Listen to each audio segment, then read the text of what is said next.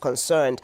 So the focus turns to the judiciary's role in protecting democracy. So this morning we are being joined here in the studio by the Southern and Eastern Africa Chief Justices Forum Secretariat, Mr. Sangwani Nyimbiri, to explore how judicial independence safeguards against abuse of power and how accountability promotes transparency and public trust. So we will also reflect on the importance of regional collaboration at this matter, which is happening through this forum, regional collaboration in strengthening justice systems across Africa. Let me welcome you, and a very good morning to you, Mr. Nyimbiri. Thank you so much for coming through. Good morning, and thank you for having me. Right.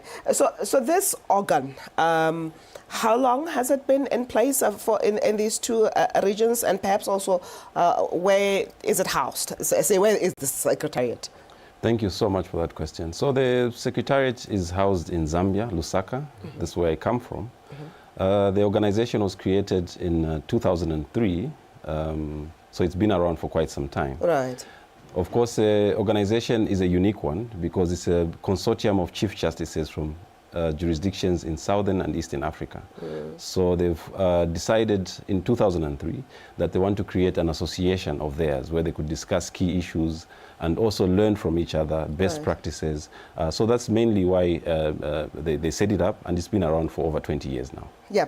In those 20 years, though, when you look at most of the countries in those regions, Southern and Eastern Africa, by that time they were well established with thriving democratic rule, and perhaps one would wonder what then motivated it at that point in time to come together and reflect on the function of the judiciary. Were there any challenges that have been lessons learned from since these countries or these regions gained sovereignty and democratic existence? Yes, I think once yes, most of them are quite established, but I think the realization that, you know, the chief justices or the heads of judiciaries, they don't have a formal platform where they could meet and discuss key issues. Yes, there are different jurisdictions, but then they meet similar challenges. So they realize, look, we have similar challenges. We could learn from one jurisdiction, you know, how they are handling certain cases, for example. You would know that certain jurisdictions, for example, will have economic and financial crimes courts. One jurisdiction will not have. So you'd want to learn, why do you have that court? What's the objective? So it's a platform for them to see how they can build their own judiciaries and also learn from each other. Yeah. So that was the main motivation. I want you to go into a little bit deeper into just that, because I was going to ask for this international regional collaboration. And as you mentioned, yes, there would be variations here and there in the different jurisdiction. What the value is then of coming together and putting your heads together as a region. Maybe if you share more on those reasons and perhaps the value there. Yes, because the value there is in getting the best practices. Yeah. In our own jurisdictions, we were quite comfortable with the way we run things, not knowing that there's actually better ways of doing certain things. Yeah. Or you would run your jurisdiction better than another country. So you're not only learning from other jurisdictions, they're equally learning from you. Right. And then you realize that, like I've said, there are shared challenges that you have. How you handle them is you find that you uniquely handle them, but then you realize that other jurisdictions may have solutions to the challenges that you have. So it's always great to share. I think the key is just sharing best practices. When we talk about best practices, I want you to reiterate the importance, the really impactful position of the Chief Justice. You know, when you talk about any society, when you talk about any democracy, this role is very important. I want to hear it from your own words. Yes, of course, the role of Chief Justice, I'm not a Chief Justice, but I've learned interacting with them, I've learned that, you know, their role is critical. You remember there are three arms of government, so that are very critical in any jurisdiction.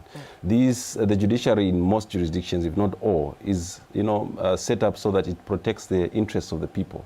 The people that have no voices can go to the judiciary and, you know, get their grievances heard. So it's a very critical organ that you think, you know, requires the presidents, for example, have the OAU, or the Organization of African Union, or the African Union now, where they meet and discuss. So in similar fashion, you have a similar organization that now pits the heads of judiciaries together to try and share several ideas. So, you know, you learn, like I've said, it's Southern and Eastern Africa. We might be doing things different in the southern bit of it. They might be doing things better on the eastern side of it. So, you know, it's that kind of platform. Right. And at the end of the day, we are hoping for impartiality of our courts. You know, so judicial independence is a very fundamental thing to establish in any democracy. But perhaps let's speak to, if somebody's thinking, but why the fuss? Let's speak to what are some of the external pressures that, if left unchecked, could compromise judicial independence and compromise just that role that we've just established of Chief Justices? Yes, because like I indicated, you know, we have these three arms of government. There's a principle called separation of powers. These organs of government, organs of state must be separate. Of course, there's always for them to balance each other. For them to balance each other, but there's always an agreement also that you know, separation of powers is not absolute. There's instances when the three organs must interact. Absolutely. Of course, there's that realization as well. In independence, there's also coordination, but also you must realize that we're not only talking about independence, we're talking about accountability. Because independence also is hand in hand with accountability. The judiciaries also want to be accountable to the people. They hold these positions for and on behalf of the people. So there's also an aspect of accountability. So yes, you don't want to be completely separate and isolated from society. You must still be accountable to the society. Yeah, because when you mentioned that, yes, independence, but there is some level of overlap in terms of, yes, accountability or oversight, if I could call it that.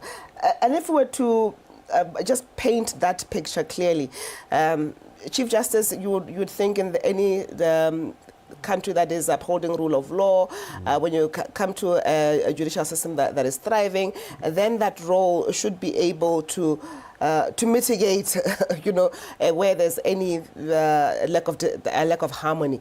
But then, what is oversight over that? That sort of function is what one would wonder. You know, yes, they could even take government to be accountable, take citizens to be accountable, but then who takes the Chief Justice to account? You know, most of course, yes, for them to account, because if you conduct your mandate as outlined in your constitution, you're actually in a way accounting. And you see, so the constitution is overriding, yes, because in most constitutions, you know, you find a provision that says the judiciary is exercising this power for and on behalf of the people. It's not its own power. So, you know, you're accountable to the people. And of course, there's processes of, you know, judges that misconduct themselves and what happens. All those jurisdictions have those mechanisms to try and check themselves. So currently today, what are some of the issues, the pressing issues that justice delivery is facing? So now, at least for the two regions. For the two regions, and that's the purpose for this particular conference. We are exploring issues of judicial independence, judicial accountability, but mainly also what is quite key, or what we hope will come off from this this conference, is we're trying to see if we can launch some guidelines on judicial funding, because you know, judiciaries, you know, most would agree that the funding, you know, it's quite delicate, yes, and you know, it's a balance, because of course the judiciary can't claim to want the entire, you know, purse of the state. So there's that aspect, but of course there's an agreement that, look, I think we can do a little bit more with how we fund judiciaries to make sure that they discharge their mandate. So we are hoping that we could create and come up with guidelines. These guidelines are not binding on jurisdictions. Like I've said, these are just chief justices that have met together and have agreed to, best practices. Yes. So it's something that they can use then to say, look, in the region we've kind of agreed that this is the model. Can we use this to persuade you to try and change our model slightly, or increase our funding slightly here and there? So hopefully we think that would help most of our member judiciaries. That would be an interesting one to follow. But what sort of speakers or what sort of deliberations do we expect at the forum? It is a two-day event. What goes into these 2 days? So 2 days is mainly, we have various speakers. So what we do intentionally, we do have judges from the various jurisdictions that will come in to speak. So they'll share experiences from their jurisdictions on the theme and the topic on judicial independence, funding and accountability. But we also have an area of speakers. We don't just have judges, we have the academia, we have the civil society, so that we have a balanced view of what the topic is. We don't want to speak to ourselves. We don't want to be to just have judges speaking to themselves. So we're getting different viewpoints, and hopefully we can come up with resolutions that will help us move forward. Okay, what usually happens following these forums? What normally happens, so... Like recommendations, or is there something like that? Yeah? Yes, so there's actually, on the closing, part of the closing program there's a communique and resolutions. So then you agree. That particular conference held is in Botswana this year. You agree that in Botswana, Gaborone, we agreed on these issues. So there will be resolutions that will be shared, and hopefully we'll share with the media so that you do understand some of the outcomes. Okay, so let's find out who's attended this year, which countries have confirmed, or which profile of guests or keynote people have confirmed. So our membership is 16 jurisdictions. So of the 16, we have 14 represented here. So 14 of the chief justices are represented here. So we have the chief justices or the representatives. They've also been asked to come with judges to accompany them. But we've also invited civil society, like I've said, some who will be speaking. We've also invited our retired chief justices and judges so that they can also, we can learn from them. Absolutely, where they've been and the things that they've gone through. We have professors from universities, and I think we have one from the University of Botswana. So hopefully that will enrich the discussions. Okay, this is near the 100% attendance from the 16. Is there any particular reason worth mentioning why it is 14, not 16? Yes, we got a few regrets from 2 jurisdictions. They couldn't attend because their CJs had pressing issues to attend to. Right. But this is a very good turn-up because normally we have our meetings. If we have 10 CJs in one place or represented, I think then that's a good thing. So if we take it back to the history of this organ.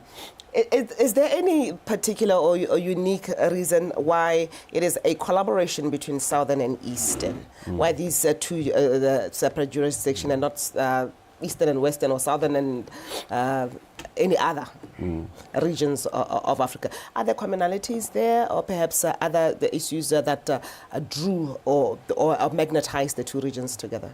Yes, in fact, in the beginning, it was just the southern side of it. So it was initially southern, the membership was mostly southern countries. Yeah. But then, we got a lot of participation from the Eastern African jurisdictions, Kenya, Uganda, Zanzibar, Tanzania.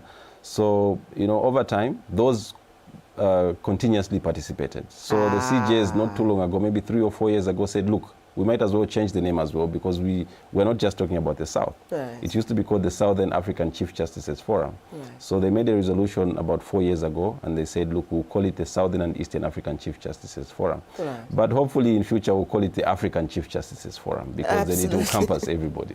Absolutely. Are we seeing interest, as you did when you were just the Southern, interest coming from other regions, even in this formation as South and East?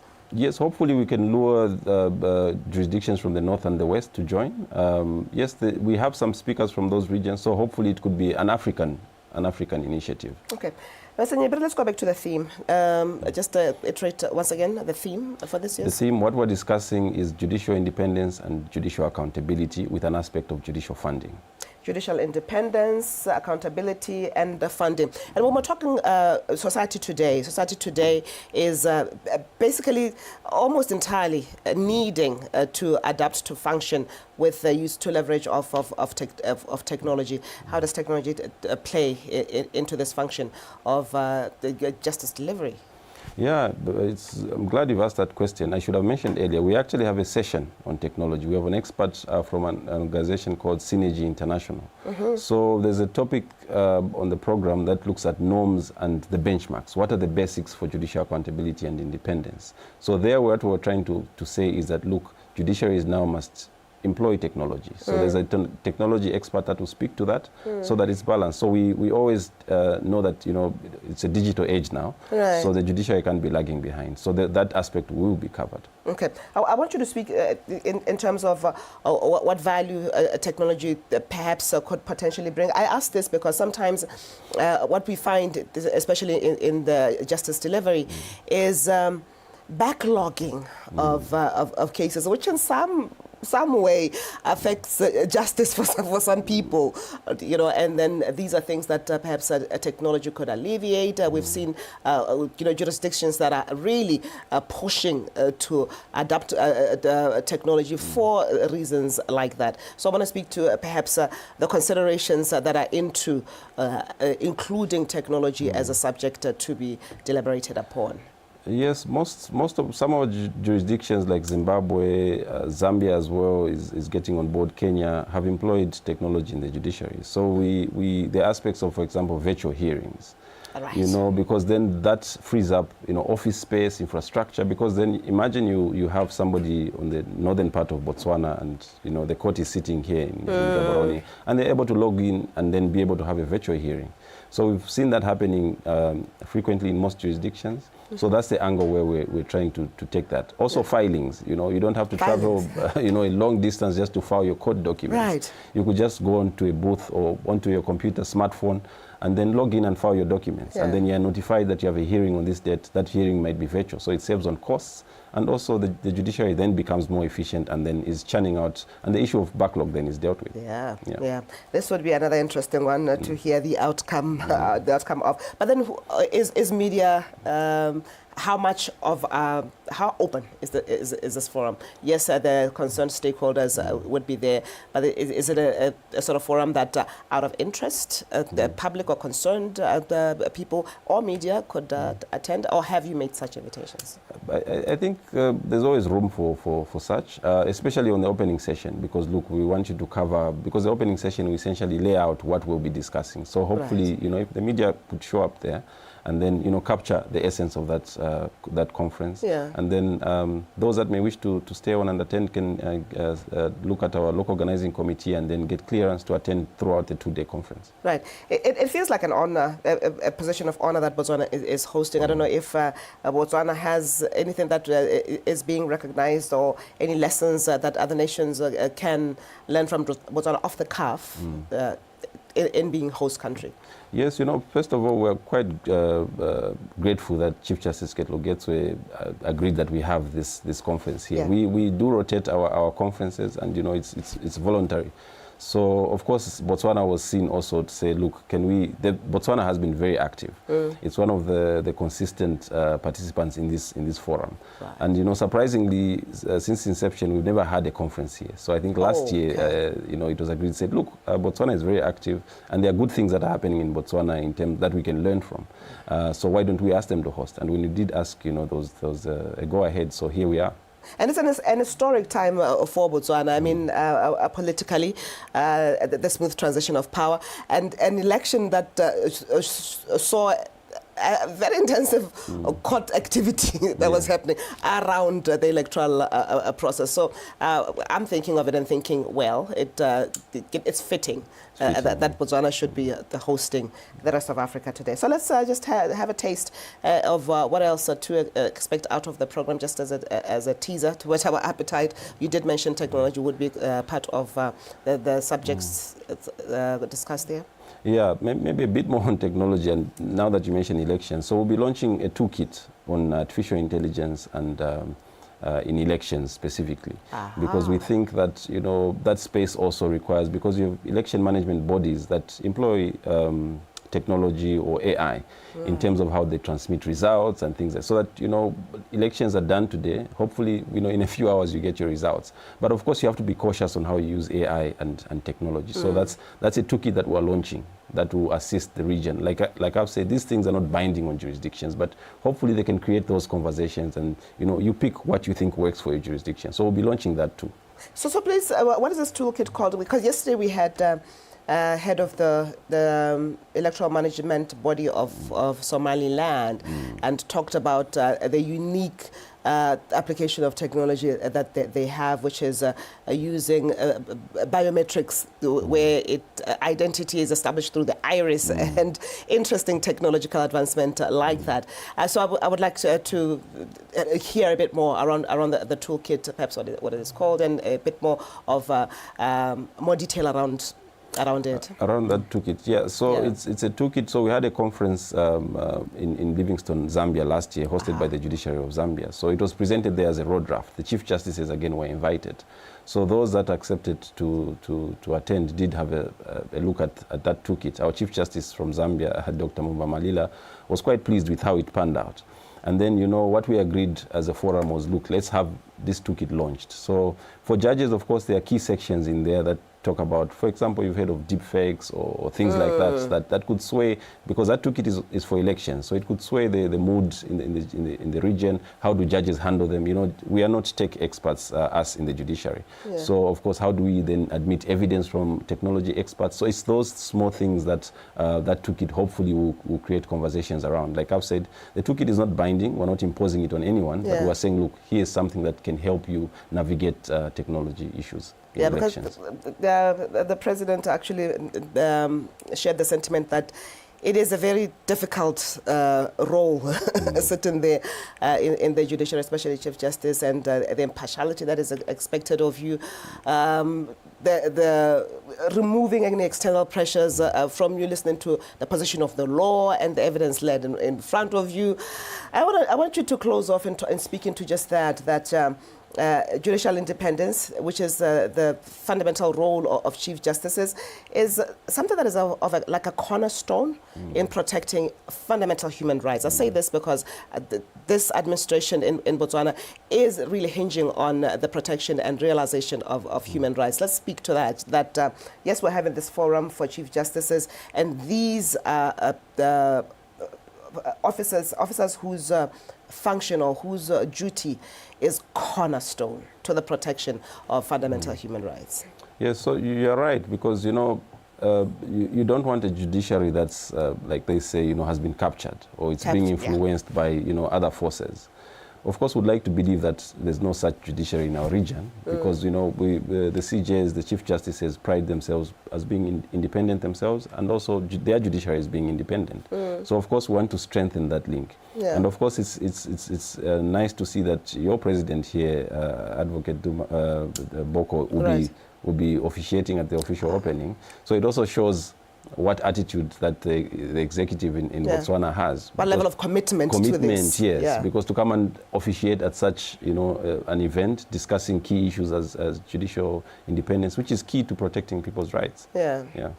I'm going to have to close it off here because that's all the time that I have. I don't know if there is any announcements that are key to this starting tomorrow that you would need to perhaps leave us with.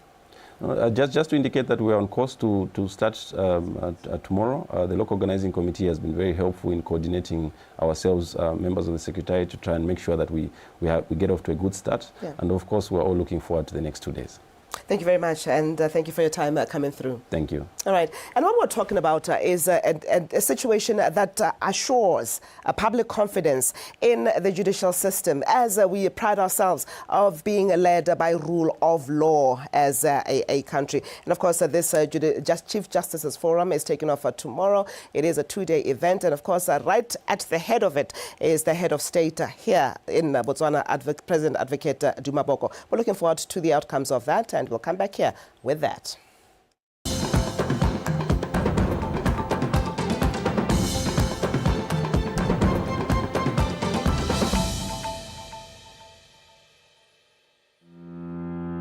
Africa is calling, and Botswana is ready. Come to Botswana and unwind. Come to Botswana and explore the beauty of our country.